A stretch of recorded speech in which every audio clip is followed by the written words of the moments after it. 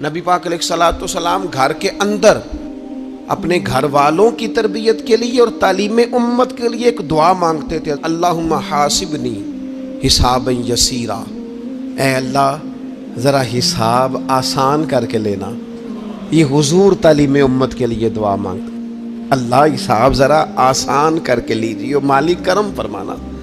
तो हज़रत आयशा सिद्दीक़ा रदी अल्लाह ताला अन्हा इरशाद फरमाती है, मैंने अर्ज़ किया या रसूल अल्लाह सल्लल्लाहु ताला अलैहि वसल्लम, ये आसान हिसाब का क्या मतलब है?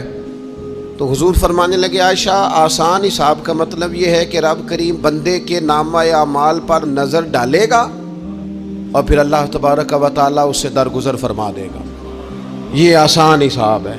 पता मालिक को है इसने क्या किया है, पर करीम है ना। और हुजूर फरमाते, आयशा याद रखो, जिससे उसने हिसाब लिया वो फिर बड़ी मुश्किल में आ जाएगा।